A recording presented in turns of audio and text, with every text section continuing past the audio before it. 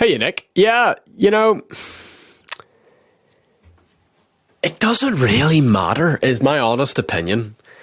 Like, as long as it's like not a distraction to your audience, like as long as the audio isn't like super, super annoying, I just don't think it matters, man. And it depends on the context, right? So what I will say, when we work with like big businesses that want to get into podcasting, there's a certain level of quality that needs to exist. I'm going to cough 1 second. So, they can't necessarily be putting out like super raw, authentic, user-generated TikTok style content. But if you're the owner of the business, if you're starting out, I almost think there's like a little bit of a charm to starting off with lower quality, because you can see the evolution of yourself as a podcaster. Like, anyone who watches this, right, whether it's Nick or anyone else, do yourself a favor. Let me actually just find it, right? Go and watch the first ever Joe Rogan episode. Joe Rogan, episode 1. I don't know if I can find it. Oops, episode 2. Episode 1. Nah. But dude, I don't know if it still exists, but like, oldest. 7 popular, latest videos, oldest. Okay, well, episode 219. Let me see if I can get it, because, guys, first ever Joe Rogan episode. It is hilarious, dude.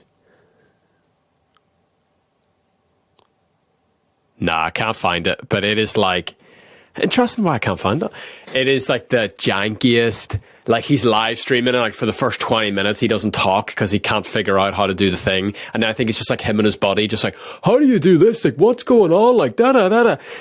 And that's awesome. Like, if you're just starting out, don't have an audience, it's like, I actually encourage people like lean into the low quality, because and people are starting to manipulate and abuse this now, where it's like low quality is now being associated with like more authentic, because we're tired of the super polished, super pristine, really fancy, everything's just so like squeaky clean. There's a Japanese concept called wabi-sabi.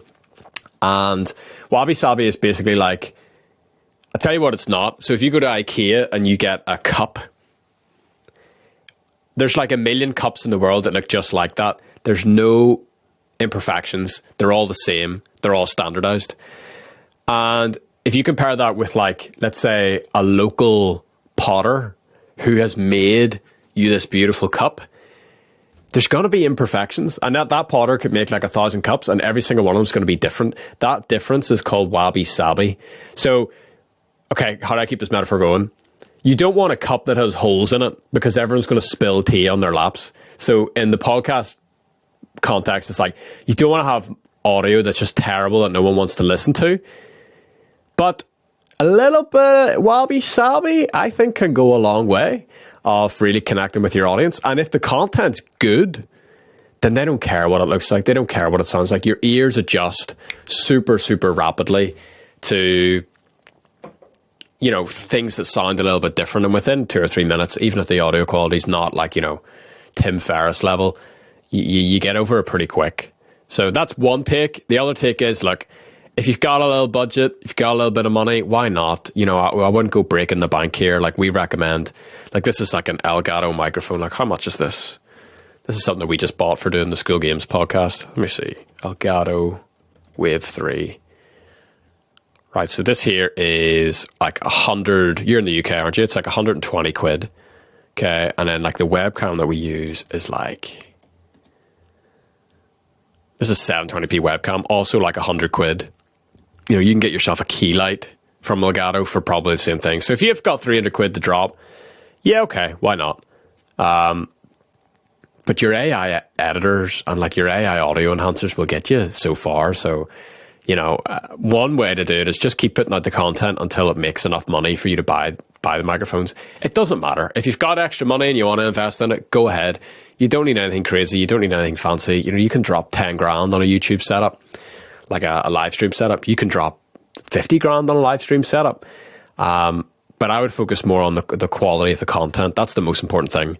Once you've nailed the quality of the content, that's everything. If the content's good, people will watch it.